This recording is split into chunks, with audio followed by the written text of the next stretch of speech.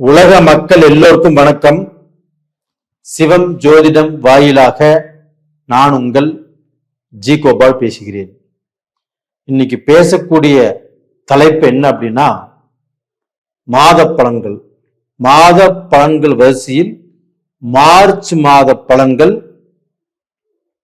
கன்னி ராசிக்காரங்களுக்கு எப்படி இருக்கும் அப்படிங்கிறத இந்த வீடியோ மூலியமாக நம்ம தெளிவா சொல்ல போறோம். இப்ப கன்னி ராசிக்கு இப்ப கிரகங்களை நம்ம ஆராய்ந்து பார்த்ததில் சுக்கிர பகவானுடைய அந்த உச்ச பலம், சுக்கிர பகவானுக்கு 7ஆம் இடத்தில் அந்த சுக்கிரன் இருக்கிறாங்க, குருவுடைய வீட்டுல. அது உச்சமாக இருக்கிறாங்க. அப்ப பாத்தீங்கன்னா இந்த சுக்கிர பகவான் கன்னி ராசிக்காரங்களுக்கு 2ஆம் இடத்து அதிபதி, அது போக 9ஆம் இடத்து அதிபதி. எந்த ராசிக்காரராக இருந்தாலும் அவங்களுக்கு 2ஆம் இடம் இல்லைன்னா 11ஆம் இடம் இது நல்லா இருக்கணும், இல்லைன்னா அதனுடைய தசை நடக்கணும், இல்ல அந்த கிரகத்தை குரு பார்க்கணும், இல்ல அந்த கிரகம் நின்ன ஸ்தானம் நல்லா இருக்கணும். அப்போ உங்களுக்கு சுக்கிர பகவான் உச்சமாக 7ஆம் இடத்துல இருக்கிறாங்க. அது போக பாக்யாதிபதி சுக்கிர பகவான் தான்.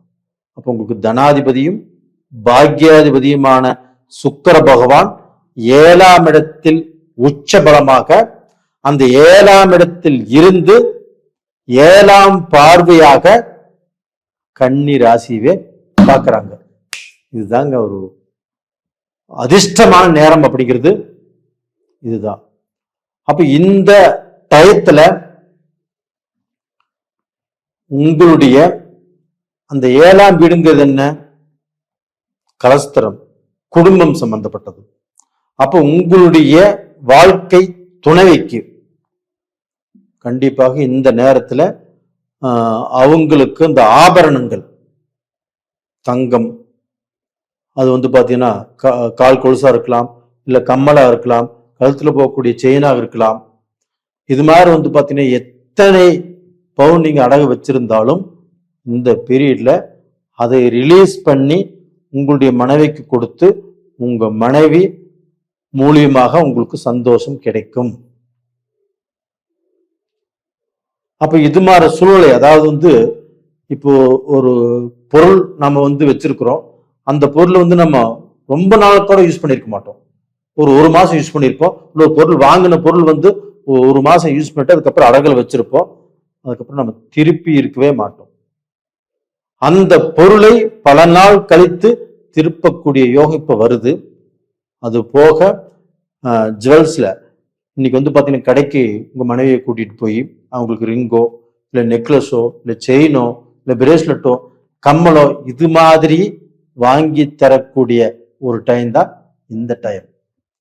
அப்ப என்ன சொல்ற அப்படின்னா, உங்களுக்கு அந்த சுக்கிரன் உச்ச பலம் பெறுவதால் உங்க குடும்பத்தில் ஏதாவது சந்தோஷமான காரியங்கள் நடக்கும். அது போக தனாதிபதி சுக்கிர பகவான் உங்களுக்கு இது நாள் வரைக்கும் நீங்க பணத்தை இன்வெஸ்ட் பண்ணீங்க, ஒரு பிசினஸ் பண்ணிட்டு இருக்கிறீங்க, நீங்க போட்ட பணம் முதலீடு உங்க கைக்கு வரல.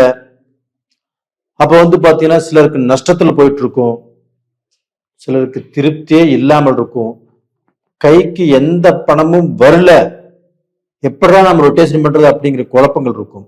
ஆனா இந்த தனாதிபதி உச்ச பலம் பெறுவதால் கன்னி ராசிக்காரங்களுக்கு நீங்க 2 வருஷம் 3 வருஷத்துக்கு முன்னாடியோ இல்ல பல வருஷத்துக்கு முன்னாடியோ கொடுத்த பணம் இப்ப அவங்க திருப்பி கொண்டு கொடுப்பாங்க. இல்ல நீங்க போய் கேட்டாலும் உங்களுக்கு அந்த பணம் வசூலாகும். அப்ப இது மாதிரியான நடக்காத விஷயங்கள் கூட இப்ப நடக்கக்கூடிய ஒரு அருமையான டைம். அப்ப பணம் இந்த டயத்துல உங்களுக்கு தங்கும், பணத்தை கண்டிப்பாக சம்பாதிப்பீங்க. உங்களுடைய பிசினஸ் அப்படிங்கிறது உங்களுக்கு கொஞ்ச நாள் கழிச்சு இன்னைக்கு நல்லா போயிட்டு இருக்குது அப்படிங்கிற திருப்தி கிடைக்கும். அது போக வேலை செய்யறவங்க இப்போ ஃபாரின்ல வேலை செய்யலாம், இந்தியாவில் வேலை செய்யலாம். எங்க நீங்க வேலை செஞ்சாலும் சரி, அந்த வேலையில நல்ல மாற்றங்கள் உருவாகும். நீங்க நினைச்ச கம்பெனிக்கு, இந்த கம்பெனி விட்டு போட்டு இந்த கம்பெனிக்கு வேலைக்கு போகலாம் அப்படின்னு நினைச்சு கடந்த காலத்துல கிடைக்காம இருந்து இப்ப ட்ரை பண்ணா உங்களுக்கு கிடைக்கும். அப்போ பாத்தீங்கன்னா Singapore, Malaysia, Australia, Canada, USA, London, இது மாதிரி ஸ்பெயின், எத்தனையோ கண்ட்ரியில நிறைய பேர் இருக்கிறீங்க. அவங்க எல்லாத்துக்குமே கன்னி ராசிக்காரங்க கண்டிப்பாக உங்க வாழ்க்கையில சந்தோஷமும் மன மகிழ்ச்சியும் இப்ப கண்டிப்பாக கிடைக்கும். அது போக அந்த 9ஆம் இடத்ததிபதி பாக்யாதிபதியும் சுக்கிரன் தான். அப்ப சிலர் கன்னிராசிக்காரர்களாகப்பட்டது, நான் கன்னிராசியில ஏண்டா பிறந்த, நான் பிறந்து என்ன சுகத்தை கண்ட, நான் எனக்கு தொழிலும் சரியில்லை, பிசினஸும் சரியில்லை, எனக்கு குடும்பமும் சரியில்லை, அதாவது மனைவி, எனக்கு பிறந்த மக்களும் சரியில்லை, யாருமே என்னை புரிஞ்சுக்க மாட்டேங்கிறாங்க, யாருமே எனக்கு சரியாக அமையல, இவங்க எல்லாமே வச்சுட்டு எப்படி நான் காலத்தை கடத்துவது அப்படின்னு நிறைய பேர் வேதனைப்பட்டு இருக்கிறீங்க. அவங்க என்ன நினைக்கிறாங்கன்னா, நான் ஏன் பிறந்த, எனக்கு ஏதோ பூர்வீக ஜென்ம சாபத்தீடுகளோ கரும வினைகளோ அப்படின்னு நினைச்சு வேதனைப்பட்டு இருக்கிறாங்க. அவங்களுக்கு இந்த பாக்யாதிபதி உச்ச பலம் அடைவதால் உங்களுடைய கஷ்டம், கடன், உங்களுடைய பிரச்சனை இது எல்லாமே சால்வ் ஆகும்.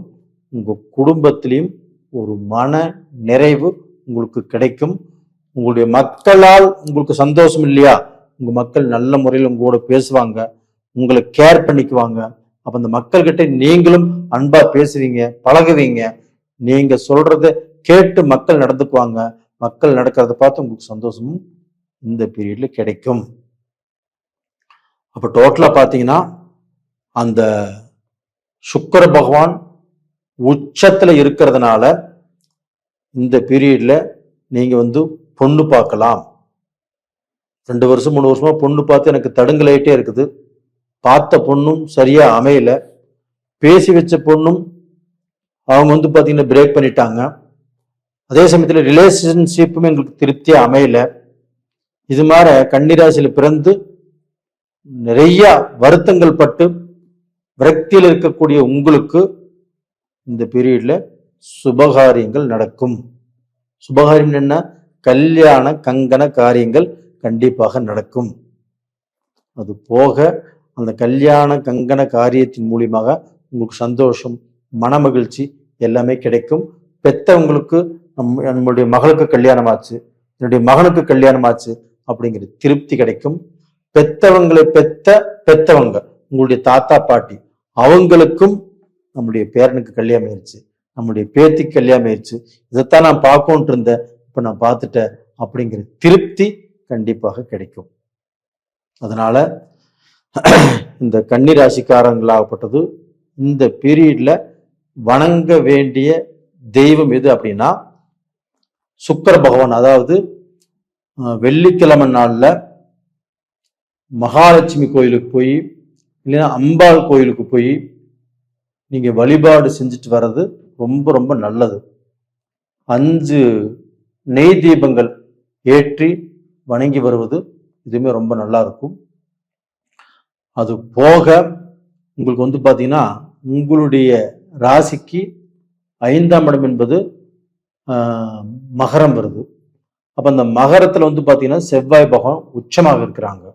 அப்ப உங்களுக்கு 4ஆம் இடத்து அதிபதியும் 8ஆம் இடத்து அதிபதியுமான செவ்வாய் பகவான் உச்சமாக இருக்கும்போது ஒரு சைடுல பார்த்தா நல்லது, இன்னொரு சைடுல பார்த்தா ஏமாற்றம்.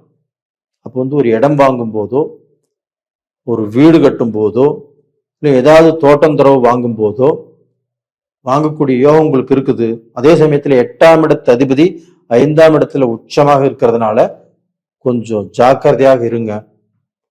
அந்த இடம் வாங்கறதுல டாக்குமெண்ட்டை சரியா செக் பண்ணுங்க. செக் பண்ணிட்டு ஒரு டைமுக்கு 5 டைம் செக் பண்ணுங்க, தப்பே இல்லை. அசால்ட்டா இருக்காதீங்க. அப்போ அசால்ட்டா இருக்காதீங்க.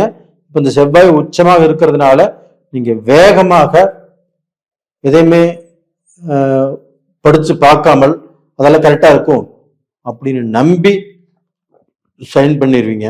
அதெல்லாம் வேண்டாம். கொஞ்சம் பொறுமையாக இருப்பது இப்போ ரொம்ப ரொம்ப நல்லது.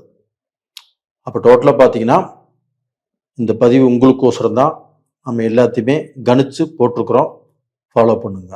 நேயர்களே, உங்களிடமிருந்து விடைபெறுவது உங்களின் ஜி கோபால். நன்றி, வணக்கம்.